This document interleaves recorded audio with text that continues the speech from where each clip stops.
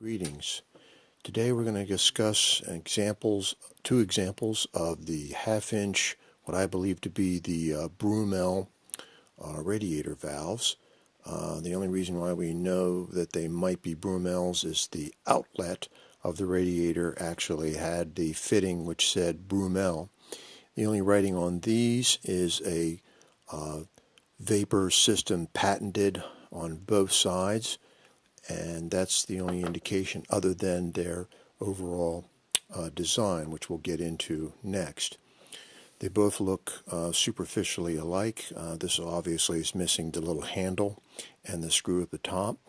The way you're supposed to operate these valves is you open up the key, lift up this little pin, and move it to the next hole in the top of the flange, drop it in, and lock in the key like so. So there are 8 holes all the way around, and stamped in the top flange is shut and open. So remove the screw, which is approximately a number 10 screw with a 28 threads to the inch right there. And this comes off, and it's a 4 square with a timing facet which causes you to lock in, make sure that this does not get misaligned or put in the wrong location, which is critical to the functionality of the Broomell, as we will see. So you have a bonnet top here. You see this bonnet top has been fairly well cleaned. This one's still got a lot of crust and rust from leaks over the past century of use. We start noticing a slight subtle difference here. This bonnet top is about 26 millimeters, and this bonnet top is almost 28 millimeters, depending on which facet you measure. I must say that the finish and overall construction of these valves is somewhat crude by today's standards, or later standards, moving on into the 20th century.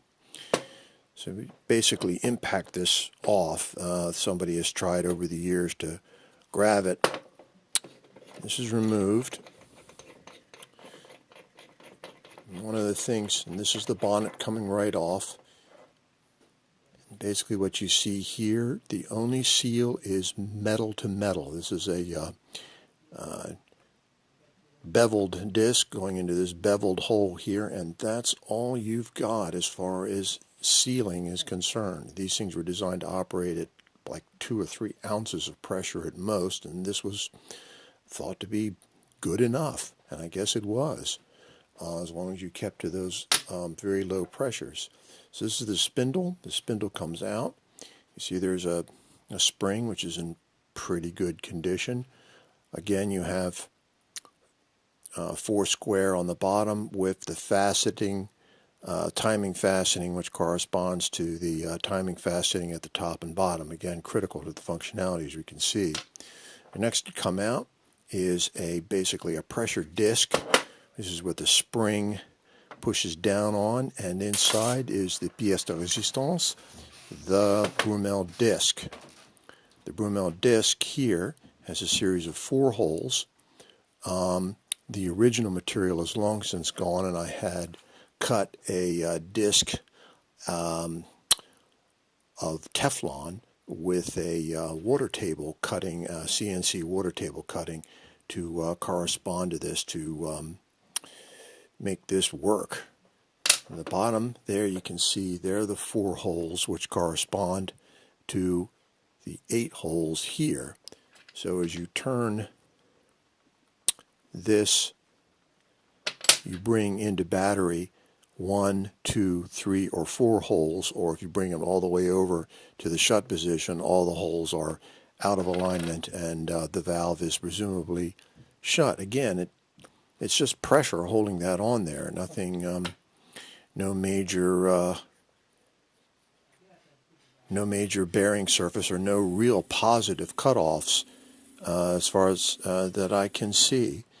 There you can see the 4 holes from the bottom. This is again a 1/2 inch valve. It's been partially cleaned. The staining from the leaks that have occurred over the decades. If we take apart this valve, it's largely the same thing, same screw. This is stuck from the crust and buildup of minerals for over the years. Again, this is a 28 millimeter. Comes out.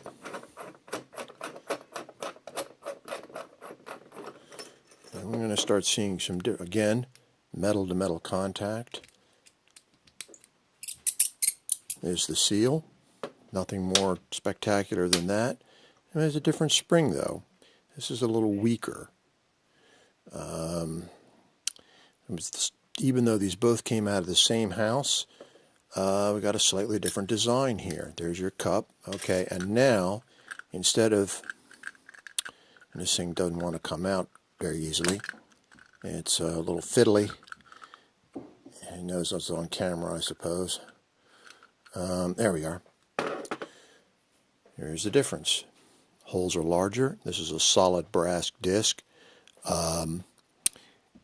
Whereas this had probably a Jenkins material in it, vulcanized rubber, whatever that stuff is that's so ridiculously hard. There's the timing the 4-square timing mechanism, and that's how you align the holes, either all the way shut or 1, 2, 3, and 4. And this would probably be designed for a larger radiator, with because the holes are about a 1/4 of an inch apiece. And that pretty much is the 1/2 inch Broomell of this design. But I suspect that if I have 2 different valves, or two different, slightly different design valves in the same house, I suspect that they were playing fast and loose with some of their standards of the time, and probably had different models very quickly on. Again, the construction is robust, but the finish is crude, and the machining is a little bit on the rough side. This tailpiece is, this particular one is a 3/8 square. See if we can see that. Yeah, 3/8 square. Somewhat interesting to get out of the radiator. These were very kindly donated to me by the customer of the Broomell system, which was put into a house in Ruxton, Maryland, a whistle stop or a commuter stop townlet several miles outside of Baltimore when it was founded.